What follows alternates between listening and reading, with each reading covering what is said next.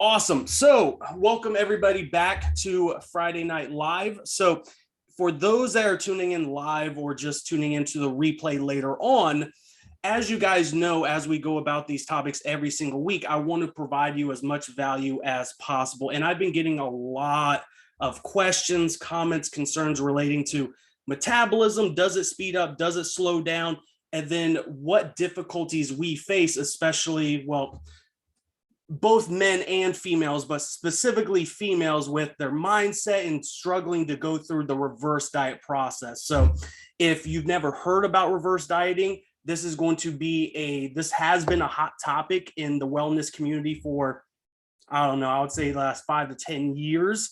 But more of it is starting to pick up momentum and more people are starting to learn more about it.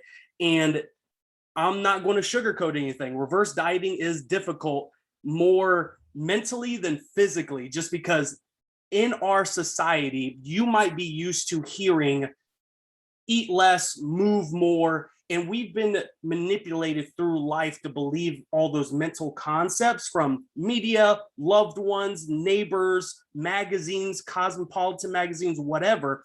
And we've been hardwired to believe that the solution to achieving our weight loss goals is automatically what I call eating gerbil food. I don't know what you like to call it, Haylee, but basically eating nothing, eating air, or following a very strict regimen and really killing our bodies in the gym in an attempt to not only lose the weight, but try to maintain it for the next 10, 20, 30 years of our lives. And that's the hard part.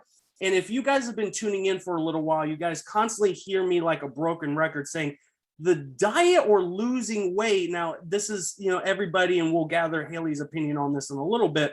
In my opinion, losing weight is not the hard part because there's 10 million diets, gimmicks, products that you can try in an attempt to lose weight. And I guarantee you, if you guys are listening to this, we've all done some sort of diet. We've all lost weight before. So it's nothing new. The problem that is going on in our society and why the obesity rates keep going up is nobody knows how to maintain the weight loss. And everybody feels that they have to be doing this dieting cycle and this yo-yo dieting process for the next 20, 30 years of your life. And that's just not the case. So a lot of coaches in the area, a lot of wellness experts, a lot of people a lot smarter than me are coming in teaching about the reverse dieting process, implementing it with their community members, and we're seeing fabulous results from it. But long story short, for those that don't know what a reverse diet process is, it's actually doing the complete opposite of what you've been hardwired to believe. It's actually move less and eat more. And when the first time, especially as a coach that's been doing this for over 10 years, the first time those words come out my mouth to a client or somebody in our community and I start talking about it, the light bulb goes off and it looks like you just blew their brains apart because it's something that nobody talks about. And let's just be frank, we don't sugarcoat anything around here. It doesn't sell very well. So a lot of people, you're not going to sell your ebooks, your products, your pills. You're not going to sell a lot of it talking about actually moving less and eating more. So that's why I wanted to bring on this special guest here to Friday Night Live. One, because she's attending my beloved Florida State University and fell of Knoll. So I was like, oh yeah, okay. When I was looking about who I could collaborate, I was like, oh yeah, it might be Haylee. Then two, she is a whiz in communicating a lot better than me from the stuff that I've seen, how to help women specifically throughout the reverse dieting process, how to help their metabolism and how to show them step by step getting from point A to point B, how to achieve your weight loss goals, but how to maintain that for the next 20, 30, 40 years of your life. So you don't have to do this yo-yo dieting process for the rest of your life. So without further ado, Miss Haylee, I'm so sorry, Colannino, did I pronounce that right? Close. Colannino. Colannino. Okay. I did practice it before we went live, but hey, it is what it is. But Haylee, once again, thank you for coming in here. And why don't you just start off by telling everybody a little bit about yourself, how you got into this crazy world of nutrition coaching? Awesome. And thank you, Taylor. So I have been coaching for, maybe 6 or 7 years with a combination of 6 years in person and online coaching. I started coaching when I was only 20 years old, personal training, and in smaller gyms and eventually in a pretty cool functional gym back in New Hampshire. And that is also where I did my undergraduate degree in nutrition and dietetics. And that's really where I got my knees deep in the nutrition world and fell in love. So ever since then, I built my own business and now I work for a larger online company called Tailored Coaching Method, where I do right now predominantly work with females, just because that's a preference for me. I love being able to connect to my clients on a deeper level. And I work with a variety of ladies ranging from athletes to middle-aged menopausal women, really everything in between that. And throughout all of my years of coaching and not coaching, I've always been one of those people that had a lot going on, more than one job at once, doing school and doing coaching. So helping busy individuals, because we are all busy, there's never enough hours in a day, is a huge thing for me. Couple fun facts. I have a cat named Vincent. If you follow my Instagram, he's very fat and fun.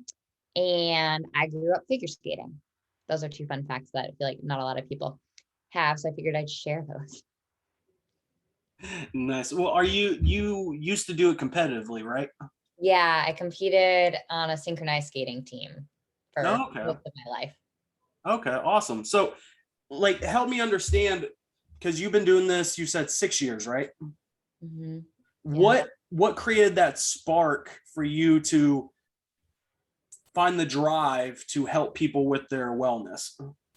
Definitely. That's a great question. So it was actually while I was skating, I skated on a team with, at the time, 16 other girls. And synchronized skating is when you link arms or hands and make different structures and move across the ice. You do lifts and all that stuff. It's very technical. So when I was probably like, I was older when I started skating to begin with. I was like 11, and most kids start when they're like 3. But when I was like 16, 17, before I went away to college, we had a personal trainer come and work with us, which we called off ice sessions.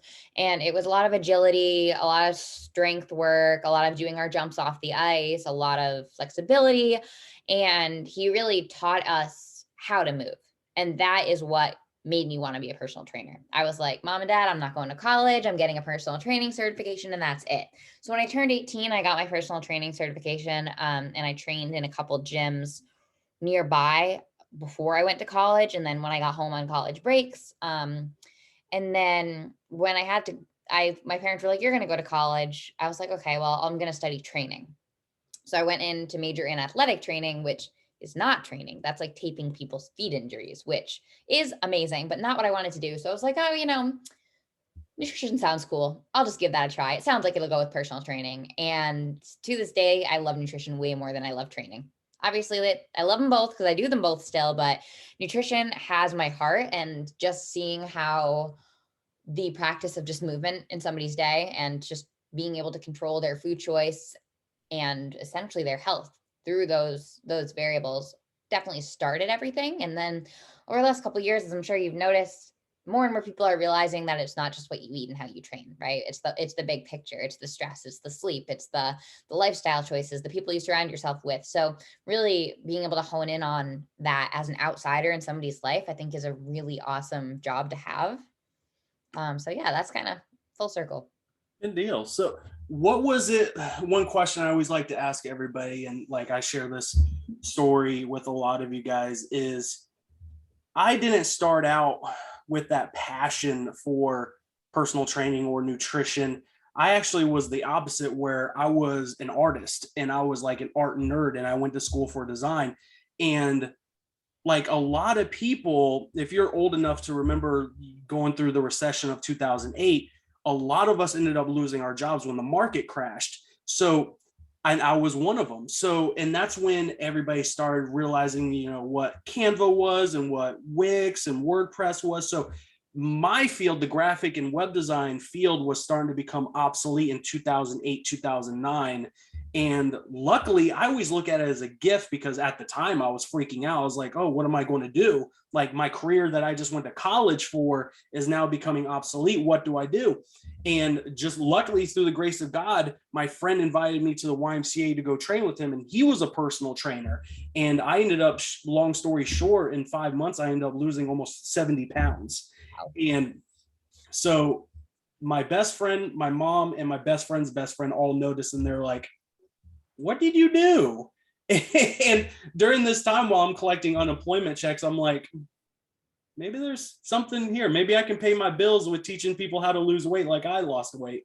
And that was like sort of my epiphany story when the light bulb went off that I could make a career out of it. Now, did you always have that vision? Like, because I didn't hear too much from you, like having that prior story, like instantly you went into college and it was like, oh, let me try nutrition. Like, did you have any crazy transition like that? Did you want to be something else? Did you want to compete in your the sport of skating, like professionally? Like, how did you get to ultimately like the nutrition route? Definitely.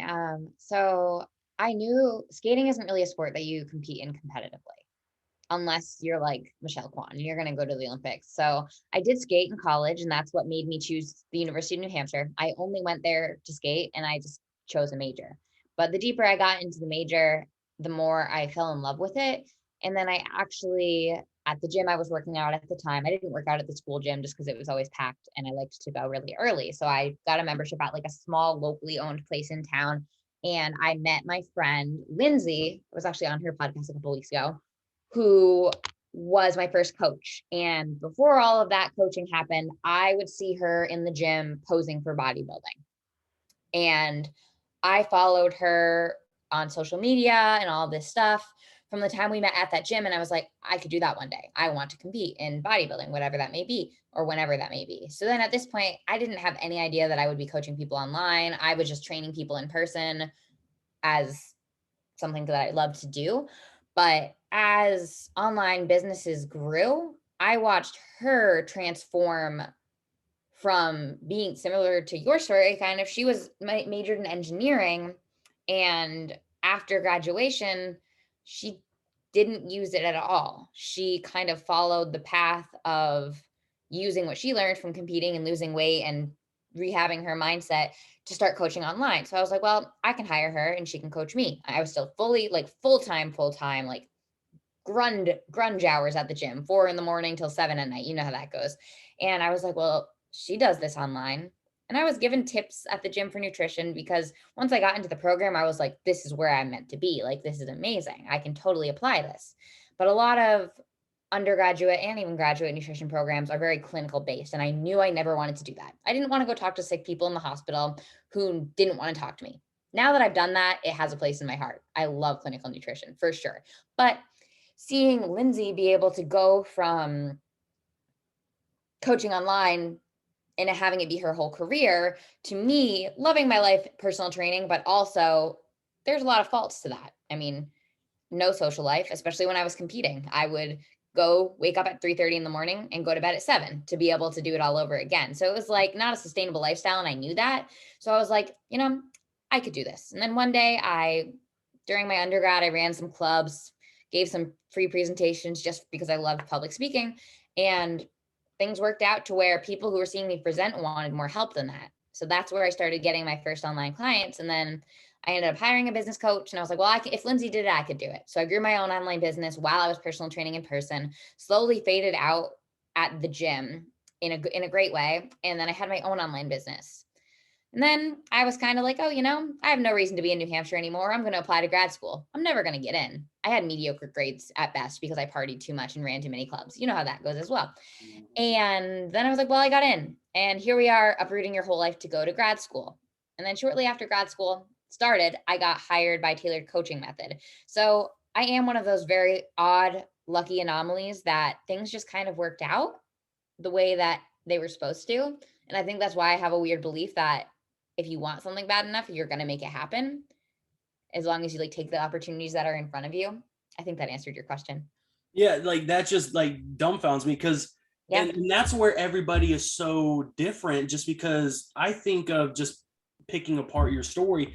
Like you see this young woman on her own she has that entrepreneurial spirit all the way in New Hampshire. And then for some crazy reason, she decides to come to Tallahassee.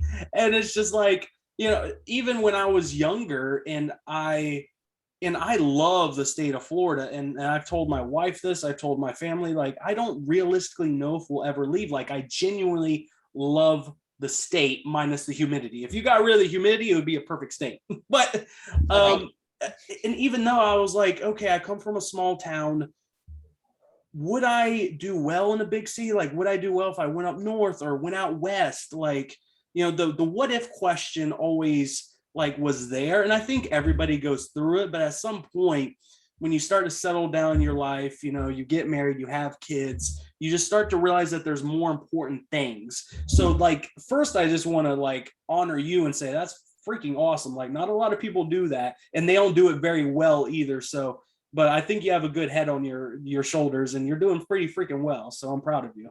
Thank you. So far, so good. Yeah. So what's, real quickly before we dive into questions, like, what's your long-term vision? Where do you see yourself? Because you are still so young. Where do you see yourself in your 30s, 40s, and 50s and so on?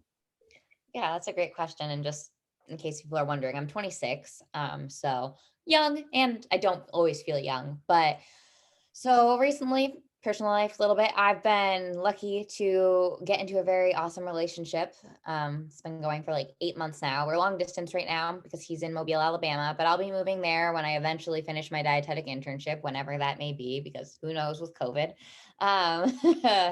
But yeah, so I'll be moving there, and I'll be a dietitian by the time the new year comes around, hopefully, if I pass the test.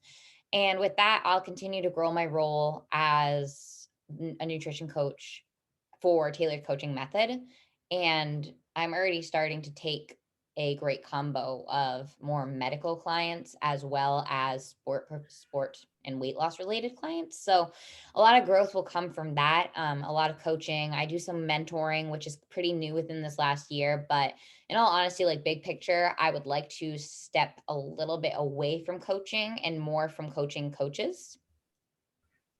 That's a big one right now. I know. I mean, I have a coach that does my nutrition, and I have a coach that coaches me for coaching. So it's like, you can always learn from someone. And I think that even though I don't know exactly where my position with Tailored Coaching Method will end up, I'll always be learning in some way. Yeah. I think we all are. As long as you have that mentality going, that you always are a student, and you always have that open mind to learning, then I mean, sky's the limit. The problem is, and I'm sure you see it too in our society, so many people just get comfortable where they're at, and they get stuck in their ways, and boom, when you get stuck in your ways and you get complacent with life, you stop your growth. And it's so sad because I see it with so many people. And like, I'm a very hard-nosed coach. I come from a military family.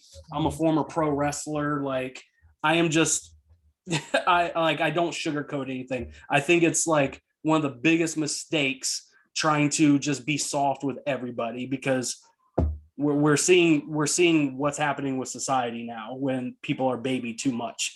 And as long as you have that openness and you're willing to help people and learn and grow, then my goodness, man, like I see what you're doing on social media. I'm like, woo, like Haylee's going to skyrocket in the next like 10, 20 years. Here we go. We'll see. So. Pro wrestling, that's insane. Oh, yep. Did that for 8 years and retired 2018, I think. So that's so cool. Yep. And that's actually what sparked me to become or go to the gym with my personal trainer friend, because when we were required to go in for our yearly physicals with the companies that we worked for, I had to go in during the time after I got laid off. So then the doctor, we went through the sports physical, and he was like, Taylor, like, your numbers aren't looking good, dude. You got to do something. And I was so gung-ho, like even thinking about maybe I'll be in WWE one day, like, you don't know. And I was like, okay, well, there's my motivation right there to get in shape. And then, then I got into shape and people started asking me how they do it. And I was like, oh, I can pay my bills. Right? It's fun when you can make money off of what you love. Yeah, absolutely. So But one of the biggest things while I have you on here, and one of the things I want to talk to you about was something that was, I think it's going to hit home with a lot of women. And it was just like perfect timing that you posted it, like right when I sent you that message asking if you'd be interested in coming on, because a lot of women deal with this mental struggle with the scale. And specifically, and this is not gender exclusive or anything, I think we all do it. I do it still, where we get on the scale in the morning and the number goes up and we're like, now wait a second, I'm checking all the boxes, Haylee. I'm going to the gym, I'm eating my salads, I'm tracking my macros, I'm drinking my water, I'm doing the whole deal, but yet the scale is going up. And you, in your post that I'm talking about, was the post I think you did like 2 or 3 days ago, talking about stress and what stress does from working out and how it affects your body. So I really wanted to give you this platform to dive into this, because I know, especially a lot of women in my Facebook group and my own female clients, this is an ongoing struggle. And I'm sure they would appreciate just hearing a female's perspective about it, other than just having the hard-nosed coach being like, get off the damn scale. So how do you go through that? Definitely. So I think that the scale is a helpful tool if you can see it as data, right? So as a lot of you out there, men or women, have probably seen, you're doing what you need to do, your coach is programming your macros, or you're just following a plan that's been working for you. And all of a sudden, step on the scale, a couple pounds up, and you're like, oh my God, like I was so perfect. Maybe I need to eat less. Maybe I need to move more. Maybe I need to do that. Maybe I need to do the other thing. But instead of automatically thinking, well, what else can I do? Take a step back and think of, well, what did you already do? Or what do you need to do instead of that, if that makes sense? So a lot of times, especially for us females, we hold a lot of water and there's often not a lot of reason for it. So I think that stepping on the scale and being able to normalize that number, it can be very, very humbling. And I'll often kind of try to teach my clients to just laugh it off. Like, there are a variety of reasons, regardless of how well you hit your macros or how much you moved that day, that the scale could be up. Taylor touched on a big one that I think is the least talked about, which is inflammation from stress or training. So if you had a hard workout, especially if it was at night, you ate, you recovered, you did what you needed to do, your weight's going to be up. Your heart rate may also be variable. And that is just a way for your body to tell you that it's trying to recover, right? Because what happens after a hard training session, assuming you do what you should do and you have a high carbohydrate meal after it, you have your water during and after it. So what's happening? You're eating carbs, you're drinking water. Carbs pull water into the muscle cell, into all of your cells. So your body is taking those carbohydrates in that water and using them to refill your glycogen stores that are broken down. So when you eat a carb, let's just say it's before a workout, your body's gonna break it down. It's gonna store some in your liver for way later. It's gonna store some in your muscle for some point today, and it's gonna free float the rest. So when you're going in the gym and you're training, you use the free floating glucose carbs from the whole day first. Then depending on how long you're in there, depending on how hard you're pushing yourself, you start to break down the muscle storage. And at some degree, we all break down our muscle storage during training. And that's good. That's a normal adaptation. The liver storage, we can kind of think about that as like backup gas for our car. Like maybe we break down on the highway, we accidentally don't eat for 5 hours. That's where the liver comes in. So don't worry too much about that. But then you come back and you have a meal and you need to restore your muscles and you're free floating, because carbs aren't only used to build fat or muscle. Carbs are used for our brain. They're our preferred source of energy for our brain. So if you ever feel that midday drop at like 3 p.m. between lunch and dinner where you're like, oh my God, like I can't even think straight, that's probably because you need calories in general, but usually carbs. So that's where having enough carbs after your training, it lets the body do what it's supposed to do. Inflammation is a normal part of training. So your body is going to swell. It's going to filter the carbs, the water, the nutrients, everything in, and then it's going to settle. But sometimes we don't get enough sleep, and maybe that's just normal. And your body just needed more to recover. So it didn't have enough time to put all the carbs where they needed to go. So your weight's up. Or maybe you ate more sodium before bed that night. Maybe you forgot to eat for half the day and you had a big carb meal, that will be me tonight, for dinner. And you're not normally doing that. So your weight is up. Maybe you didn't poop yet. Maybe you were taking a rest day yesterday and you were just a little extra sedentary. Maybe your body is stressed. Maybe you are stressed. And when you are stressed, your hormones can't do what they need to do to filter nutrients the right way. And I'm not saying that that's going to make you gain fat overnight. It's not. But chronic stress, week after week, it can, despite what you're eating for calories. And that's where understanding the adaptation of dieting comes in. And that's where we're going to talk about reverse dieting. Yeah. So, and just like one of the things, because I know people are going to ask, and we've always and if you didn't know, I got my certification through NCI, and one of the big things with NCI is they're always talking about education drives compliance. More people will follow along with your recommendations if you teach them why it's beneficial for them. So understanding what happens with inflammation, how it impacts the body, and understanding that when the number goes up on the scale, it's only temporary if you're doing all the right things. And eventually we expect within a couple of days, it's going to come back down and level out. And that's one of the reasons why I, as a coach, I track on average the number that's on the scale. We don't do a tracking once a week or a tracking on Monday and a Wednesday and a Friday because there's too many variables. So the best thing that anybody can do, in my opinion, and Haylee, you can chime in on this, is if you want an accurate reading of what your weight is every single week, do a daily log, keep a spreadsheet for yourself, punch in and make sure you weigh yourself at the same time every single day after you go to the bathroom, before you eat breakfast, and then at the end of those 7 days, average it out. Is that the way that you do it, Haylee? 100%. Yeah. I mean, we all react to day-to-day fluctuations, but I will always reassure clients that we are in control of this. We're looking at what happened across the week. And I don't know about you, Taylor, but I also use photos and sometimes measurements. And I'll often have female clients where their weight might even trend up, but their measurements and their photos trend down. I'm like, does that number really matter?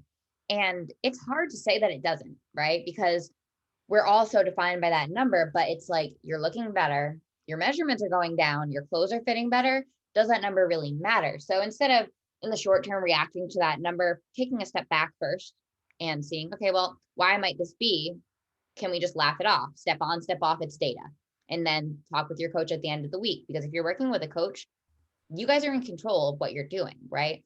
You have to trust your coach. You have to trust the process a little to some degree. I know everybody says that, trust the process, but it's true. And then it's a matter of looking at those weights over a week or even 2 weeks, depending on if you're adjusting, and measurements and photos. Because if things are moving in the right direction, what's the point of stressing over one day? Right, right. And so let's talk about the process of reverse dieting, because let's say you have young Haylee trying to lose weight, getting on the scale every single day, seeing the scale go up, but yet she's working out and she's eating healthy, she's eating salads, she's doing her 30-minute beach body thing every single day, like whatever. Like I'll call people out, I don't care. So what would you do for young Haylee that is checking all the boxes? And let's say you go through the consultation call with her and you do a food recall process and you do all the stuff that coaches do to determine where she's at health-wise, physical and physiological health-wise, and you determine that you have to go through a reverse diet. What's some signs, first off, let's start ground level. What are some signs that somebody needs to go through a reverse diet?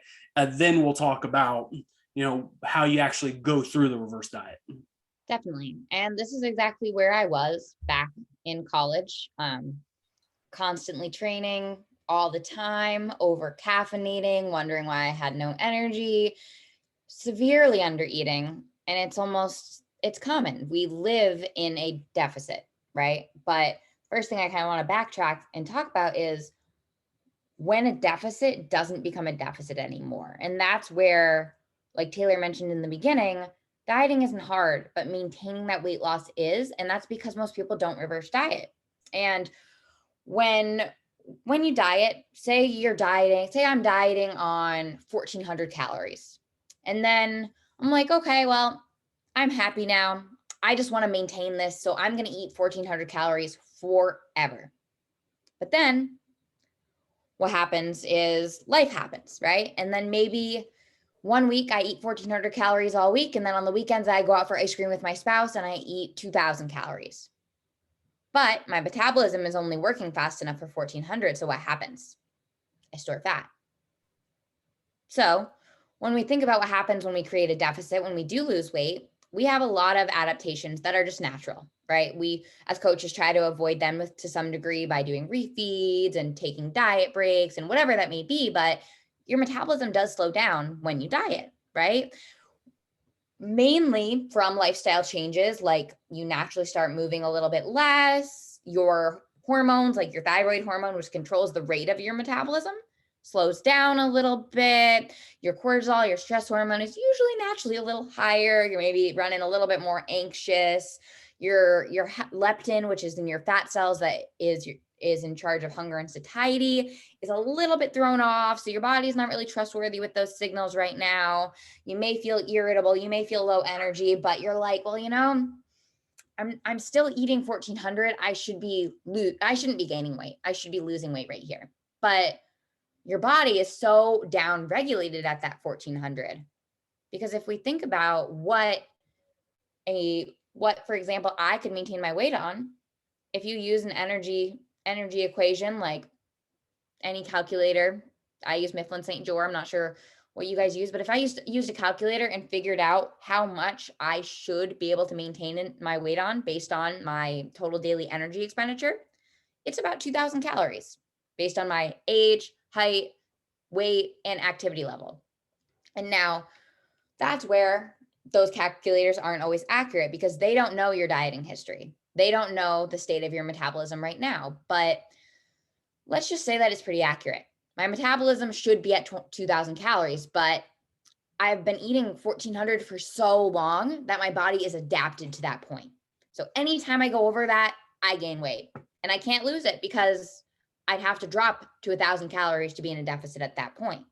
And that's the hole that most people get stuck in, because they're so afraid to go over that calorie amount that got them to the body that they are enjoying now, that they end up ruining it, because you have to live your life, and living your life on 1400 calories is near impossible forever, unless you want to be super restricted. And I've lived in that space too, super restricted, feeling miserable, disassociating from friend groups, from relationships. And it's just a matter of making life fit, but also setting yourself up to sustain that weight loss. And that is where the biggest thing that you'll see is lower energy, for a lot of people, anxiety, maybe not performing as well. But we get used to feeling like shit. Excuse my language, but we do. You don't realize how bad you felt until you don't feel that way anymore. And that's how it was for me. And that's how I've seen it be for so many other clients. Most clients that I get come to me being that girl who's eating 1400 calories when they should be maintaining on 2000. And we start with a reverse diet. And then months in there, it was scary. It was scary as hell. But we always talk about what to expect. But months in, they're like, wow, I didn't realize how bad I felt. I didn't realize how much more I had to give and how much more I could do. So that's where the diet after the diet has to exist. Right. So let's go through that process. Let's say you're talking to young Haylee that is realizing that she's been living at, I always say the 1200 calorie mark, just because that's become so popular. Yep. And I tell everybody, you're not meant to live on 1200 calories for the rest of your life. So what would you say to young Haylee that she watches this video and she goes, maybe I need to find out what my maintenance level calories are by doing the multiplier theory or TDE calculator or whatever formula that you want to use, and you realize that you're meant to eat 2000 calories.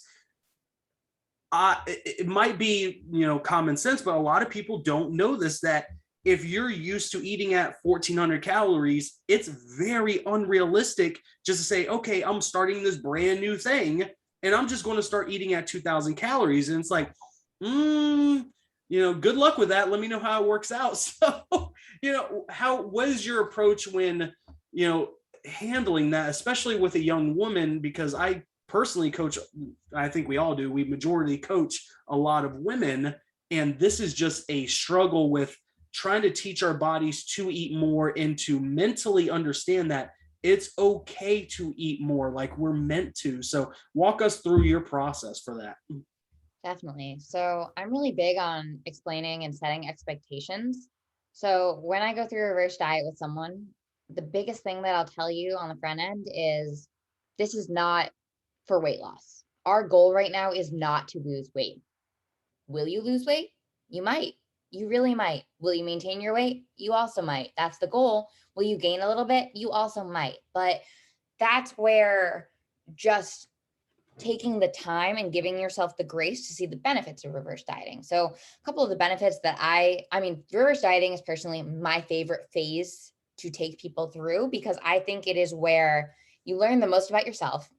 You start to regain your life, more or less. Like, I know that you may be really used to eating low calorie, that 12 to 1400 where you are. And it may be like, well, it's fine. Like when I go out to eat with my husband, like I get a salad and he gets all these things, but it's like, one, life has to fit in, but two, your body composition is not anywhere near as awesome as it could be if you took the time to eat more. And if we kind of think about why that is, it all comes down to fueling, right?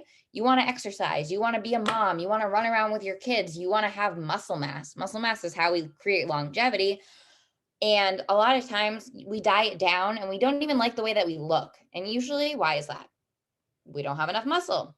So when we think about a reverse diet, it's almost like we're reteaching our metabolism how to move faster and accommodate more food. So there's a lot out there recently, I feel like, about people saying, well, you can't really have a slow metabolism. And that's kind of true.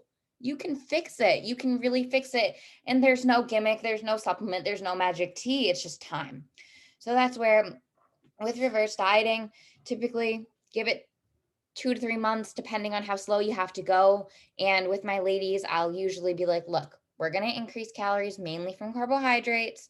Make sure you're eating at least 0.8 to 1 gram a pound of protein a day. Protein is going to help keep your metabolism moving. It's going to help you recover, help with muscle mass. But the biggest thing that we're going to focus on is carbohydrates. And why? Because when you're exercising, when you're strength training, when you're doing your P90X or your runs or cycling or whatever you're doing, the main fuel source is carbs. And if we don't give the body enough of that, it is never going to give a rat's butt about your body composition goals, because all it's going to be trying to do is survive, right?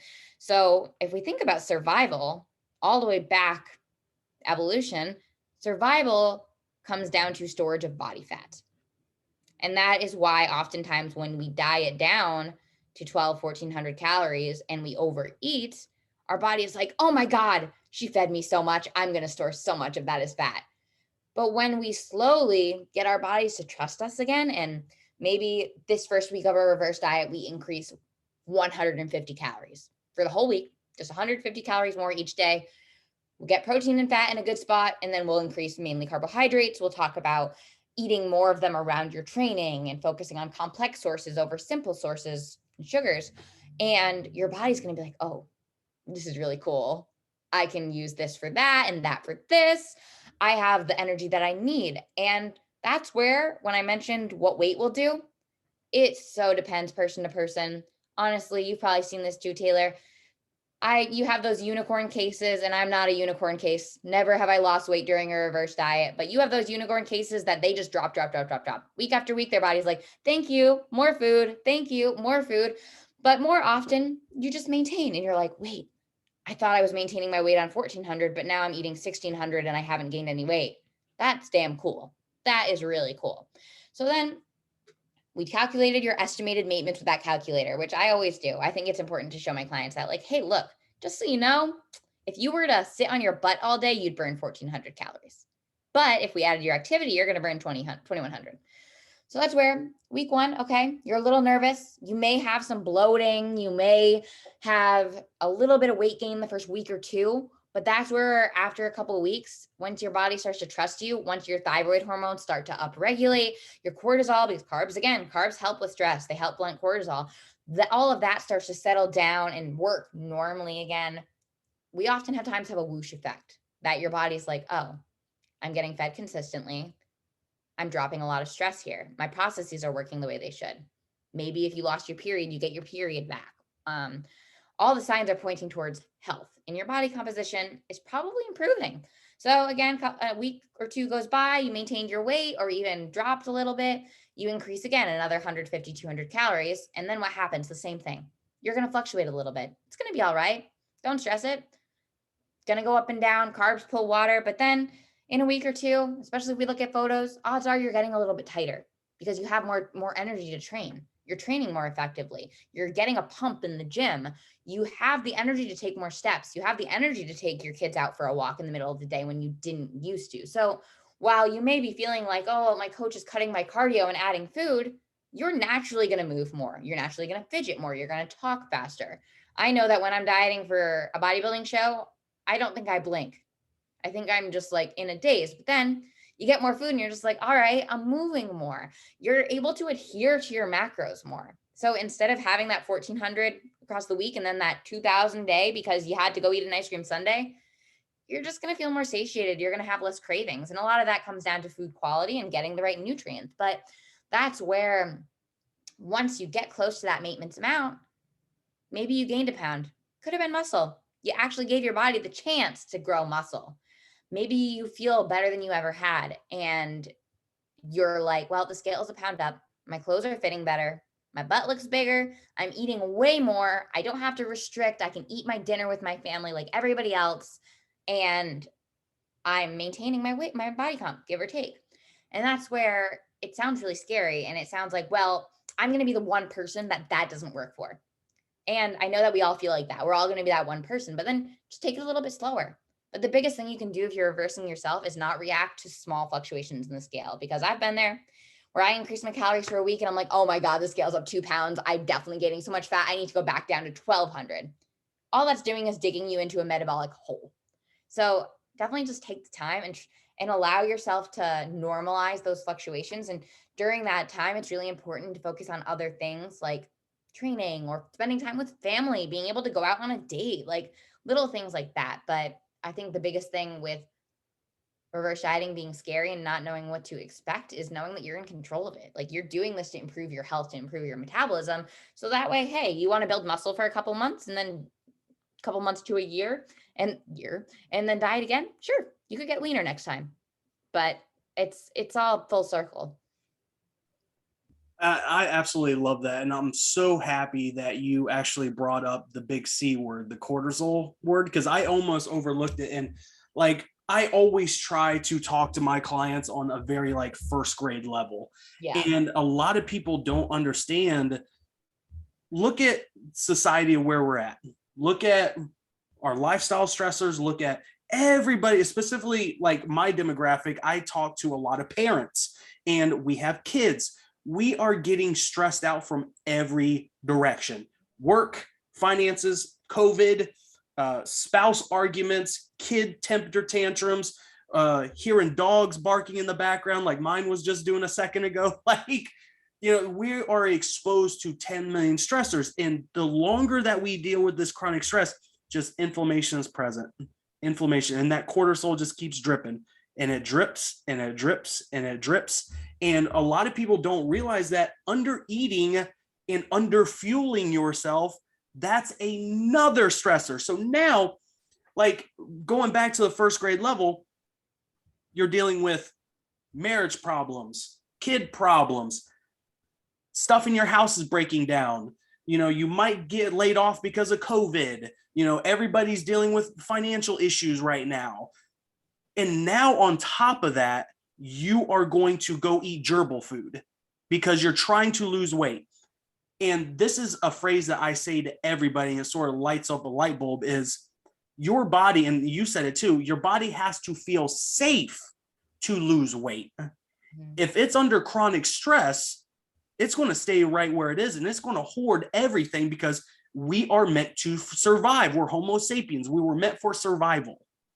And a lot of people just don't understand that. And when I mention to my clients specifically, or I tell people in the community at seminars, like carbohydrates cut off the cortisol release, it's literally a counter mechanism.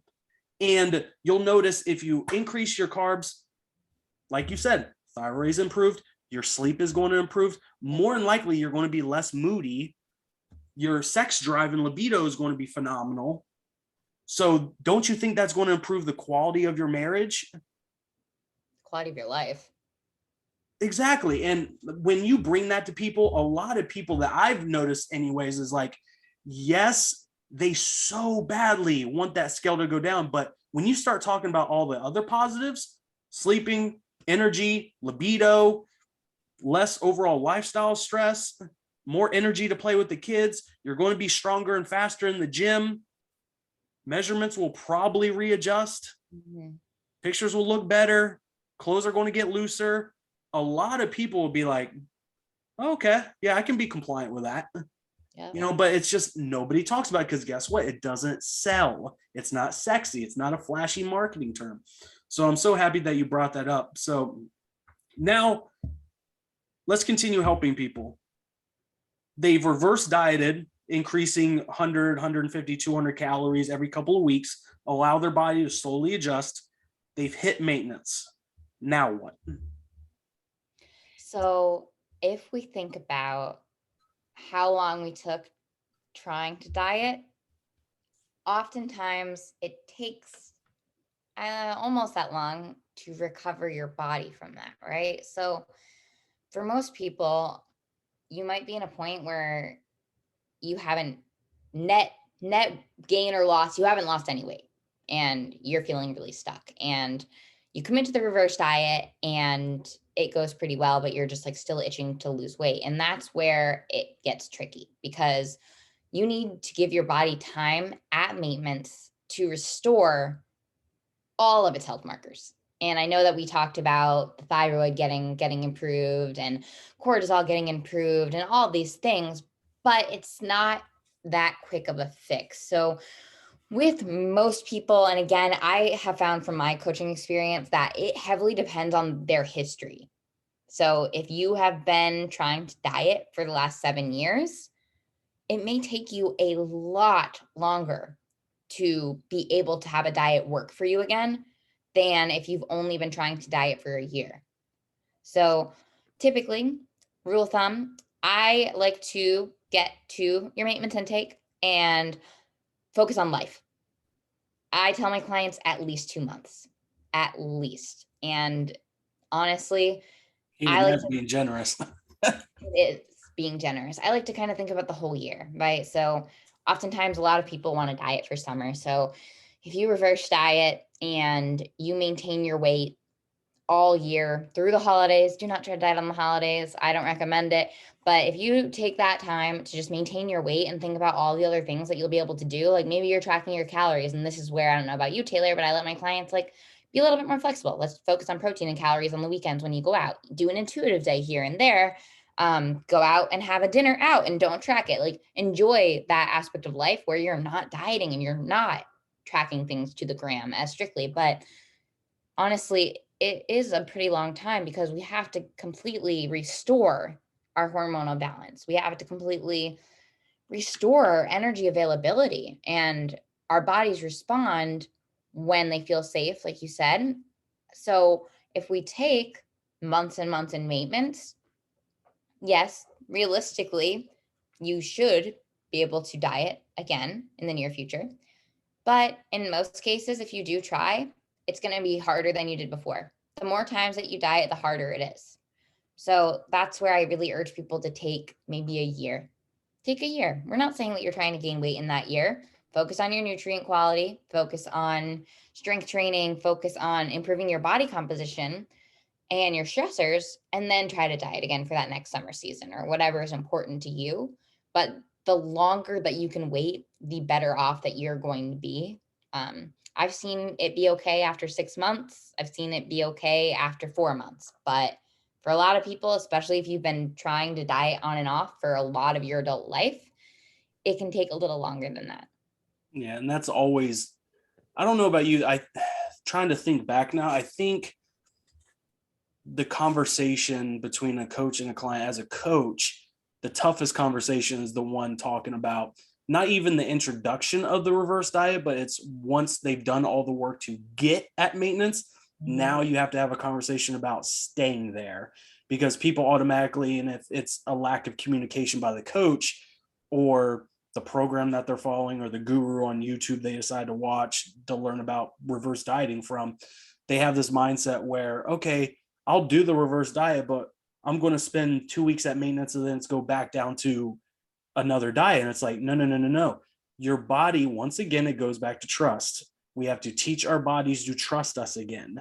And I made this mistake, early on in my coaching career, just learning, because I didn't learn about reverse dieting until 2015, 2016. And because I started to notice too, like with my clients, I would put them on, I always say this, by no means am I a, best coach in the world. Like, I have my faults, I have my screw ups, but I'm pretty confident in the way that I program and write out my nutrition plans. So, but I would notice when I was writing out these meal plans and these workout templates for people, there would be some people that still weren't losing weight. And I'm like, okay, they're tracking, they're with me in the gym training 3-4 days a week. Like, what's going on? So it caused me to go on a search to figure out, just because I'm a nerd, I'm a book nerd, I will learn about something until I figure it out. And I came across reverse dieting from, I initially learned it from Jason Phillips, and then I started digging deeper into like BioLane and Alan Aragon when they talked about it and stuff like that. But once I started implementing it with my clients, all those struggles that I had just went away. And you would be amazed. And I tell this to people, like, everybody thinks that they can do it on their own. And it's not that I'm trying to pitch coaching or anything like that. It's coaching changed my life. I have a coach. And sometimes you just need that unbiased voice behind you that says, what you're doing is wrong and you need to be held accountable. And a lot of times we're not going to do it for ourselves. So even I'm very adamant to other coaches, like, if you don't have a nutrition coach, if you don't have a personal trainer, if you don't have a business coach, you better freaking get one. Because I don't know about you, but when I hit the gym, I don't want to fucking do burpees. But guess what? If my trainer tells me to do fucking burpees, I'm going to fucking do them. Like, he knows what's best for me.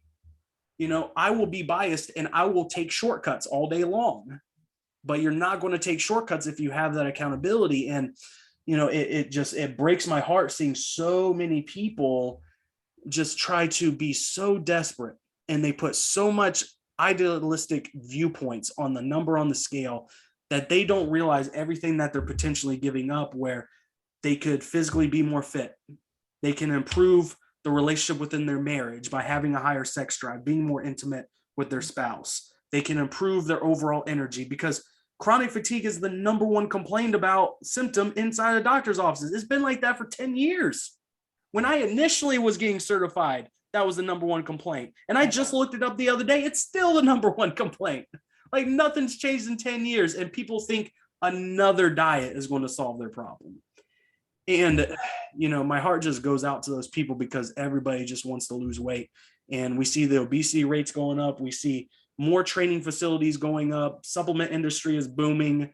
And yet obesity rates keep going up. So it's because a lot of people don't know, or on their own, it's hard to trust yourself. I mean, I've always had a coach. It's hard to trust yourself. And it's like, even having multiple degrees and for you 10 years of experience and all of this other stuff, it's like you still let somebody else take the reins. I mean, there are people, and I've probably been there too, who spends just as much money on supplements and quick fixes a month as they do on coaching. And it's a matter of, I don't know if this is how you view it, but I don't think that somebody should have to have a coach forever.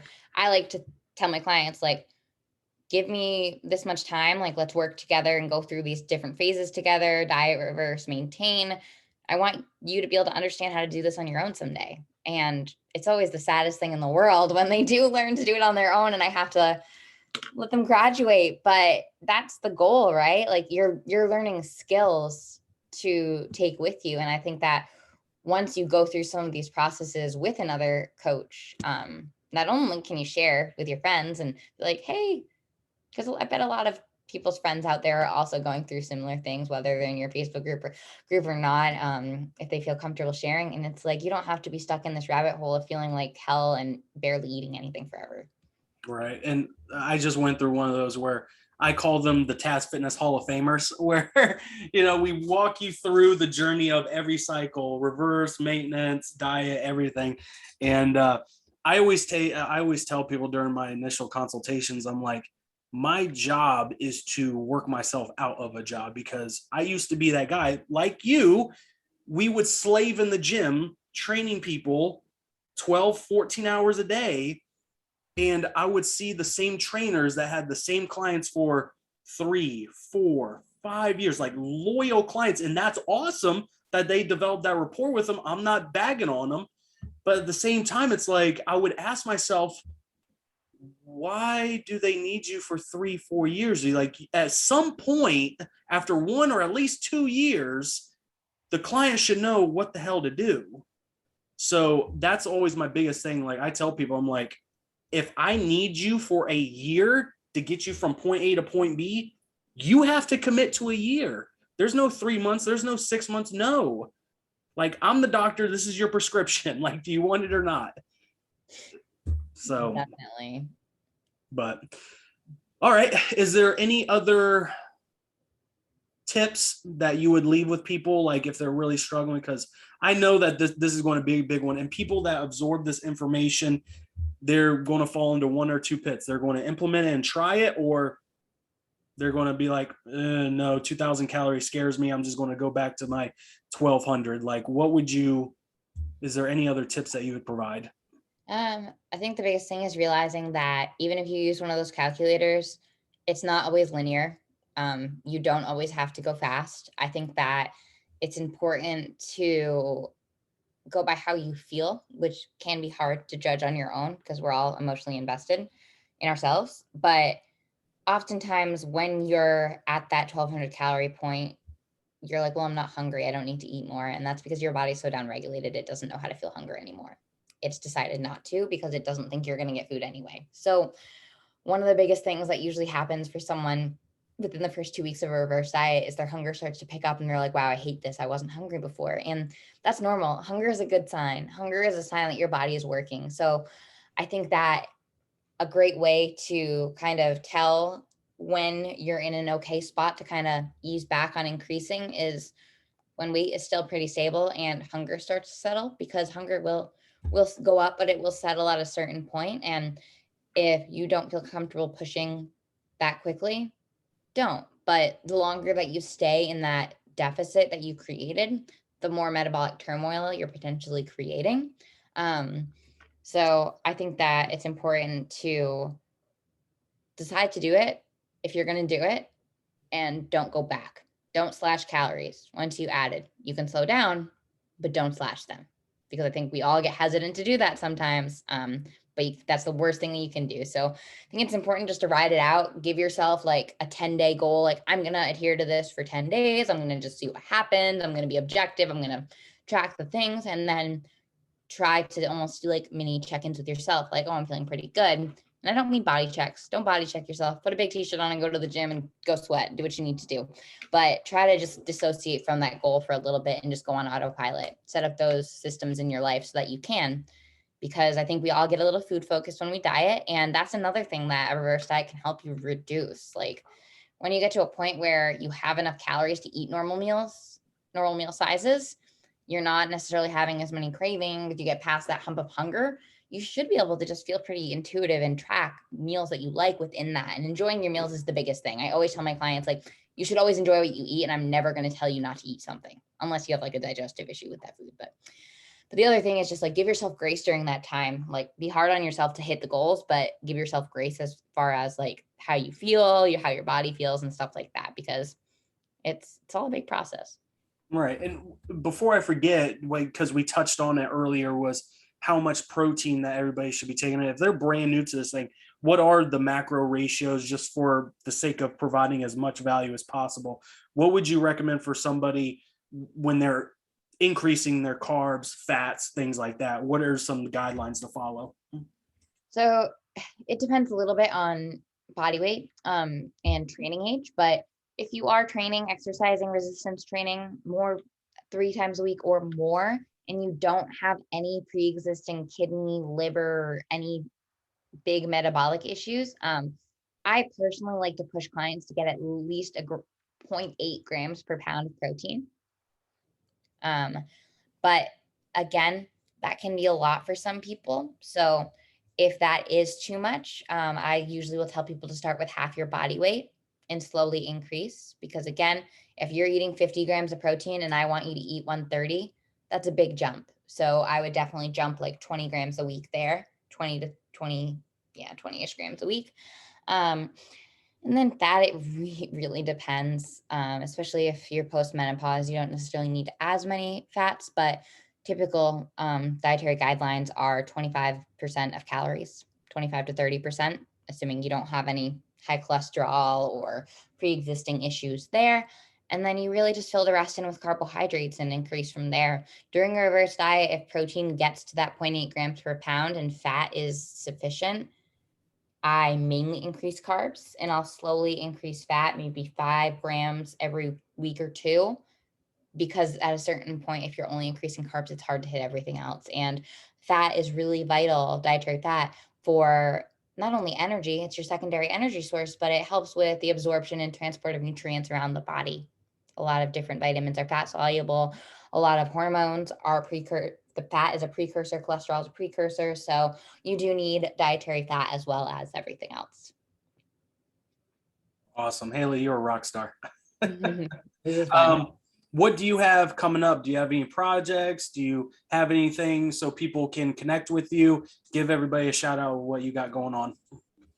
Yeah, so recently, just kind of plugging away on Instagram. That is where I am most present online because, believe it or not, at 26 years old, I don't love social media, but I do love my Instagram fam. It's definitely fun. But outside of that, I'm really plugging away. I do post a lot on my story and my own feed, but I personally don't do a ton of speaking on my own at this time while I'm finishing up my internship, but I am taking clients. I'm not sure if anybody wants that. But yeah, definitely just connect with me online. I like meeting new people and talking to them no matter what. So my Instagram is Coach Haylee _TCM. Maybe you can write that somewhere, but yeah, give me a follow. If you ended up watching this afterwards, just like give me a shout out so I know who you are, because obviously if you know Taylor, then you're going to be pretty awesome. But yeah, that's the big thing. And as far as things coming down the pipeline with education, lots more with the tailored coaching method team, as far as medical nutrition therapy, as well as sports, for sure, coming down the podcast and blog lines within the next couple months. Nice. What I'm going to do is I'm going to put all your contact information inside of the YouTube video that we upload and within Facebook too. So if people want to connect with you, by all means, if they want to get coaching from you, by all means, I believe that there's enough blessings for everybody in this world. So by all means, I know if you choose to come through here and get coached by Haylee, you're in safe hands. So Awesome. Yeah, it was awesome teaming up with you, Taylor. Awesome. Thank you so much, Haylee. And awesome. If anybody wants to connect, I will be providing this information on YouTube and on Facebook and Instagram. So Haylee, thank you so much once again, hun. If you need anything, give us a shout.